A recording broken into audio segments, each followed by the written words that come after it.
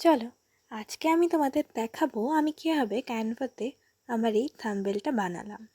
প্রথমে দেখতেই পেলে সাজেশনের থেকে ইউটিউব থাম্বনেল অপশানটি চুজ করে নিয়ে 1280 ইন্টু 720 পিক্সেল সাইজের নিউ পেজ ক্রিয়েট করে নিলাম।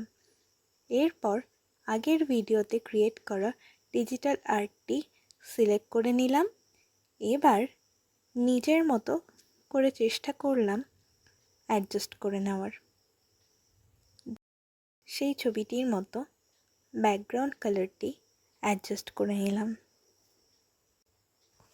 এরপর আমি গ্রাফিক্সের কিছু পিকচার সিলেক্ট করে দেখলাম, কিন্তু তা কোনোভাবেই ভালো না লাগায় সেম কালারের একটি নিউ পেজ ক্রিয়েট করে নিলাম।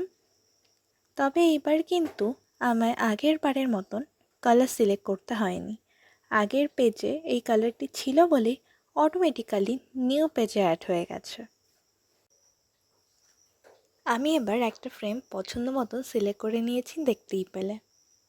এবার আমি যতগুলো শেড ইউজ করা হয়েছিল সেই পিকচারে সেই বুঝে কপি করে নিলাম, নিয়ে অ্যাডজাস্ট করে নিলাম।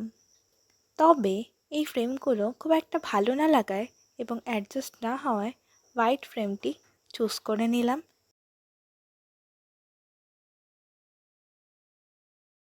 এরপর আমি একে একে প্রত্যেকটা কালার ফ্রেমগুলোতে সেট করতে থাকলাম।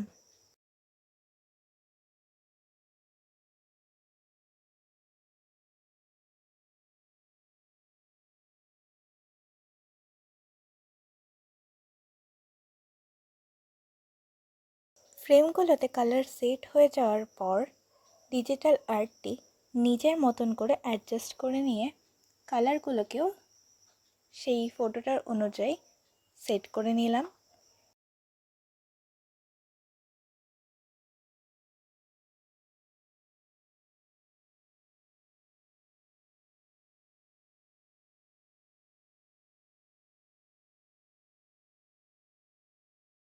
এরপর কালার কোডগুলো বসিয়ে নিলাম।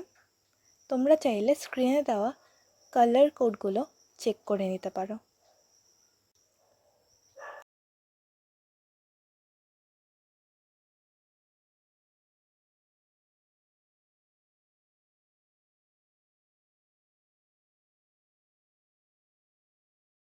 কালার কোডগুলো তো বসিয়ে নিলাম, কিন্তু তার সাথে সাথে আরও একটি ফ্রেম অ্যাড করে নিয়ে ডাউনলোড করা আইভিআইস পেইন্ট অ্যাপের লোগোটি সেট করে নিয়ে ভাবতে বসলাম বাকি জায়গাটুকুতে আর কি লেখা যায়।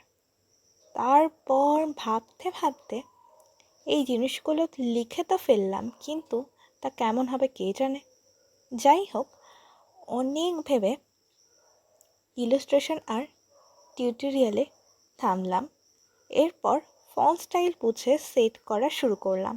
এরপর খানিকটা এদিক ওদিক ভেবে একটা ফন্ট স্টাইলে স্টিক করলাম, আর আইভিআইস পেইন্ট এক্স লেখাকে বোল্ড করে নিয়ে নিজের মতো করে অ্যাডজাস্ট করে নিলাম।